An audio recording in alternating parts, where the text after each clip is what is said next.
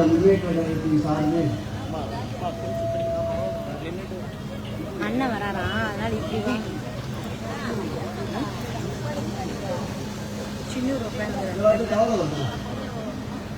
மாண்புமிகு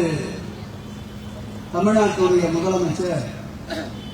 உயிரினும் மேலான அன்பு தலைவர் தளபதி அவர்கள்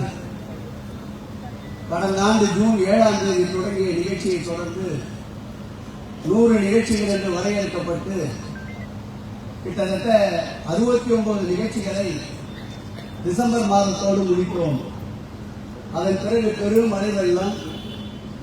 மற்றும் நாடாளுமன்ற தேர்தலால் 20 நிகழ்ச்சிகள்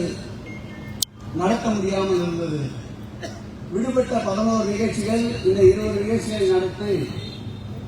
கிட்டத்தட்ட 100 நிகழ்ச்சிகளுக்கு வரையறுக்கப்பட்டு இன்றைய தினம் நடைபெறுகின்ற இந்த 85வது நிகழ்விலே பங்கேற்று சிறப்பிக்க வருகை தந்திருக்கின்ற உழைப்பின் உச்சம் கலைஞர் தளபதி, இன்றைய இளைஞரணி செயலாளர் அன்பிற்குரிய உதயநிதி ஸ்டாலின் ஆகியோருடைய பாராட்டுகளையும் வாழ்த்துகளையும் பெறுகின்ற அளவிற்கு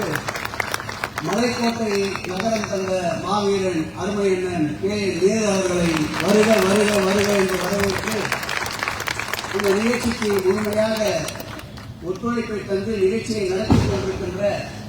இளைஞருடைய மாவட்ட துணை அமைப்பாளர் அன்பிற்குரிய தம்பி ஜெகதீஷ் அவர்களுக்கு நன்றியை கூறி,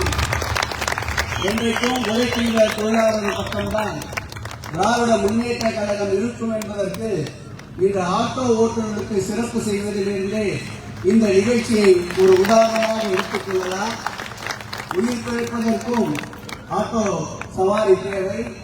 அதேபோல் பிரசவத்திற்கும் ஆட்டோ சவாரி தேவை,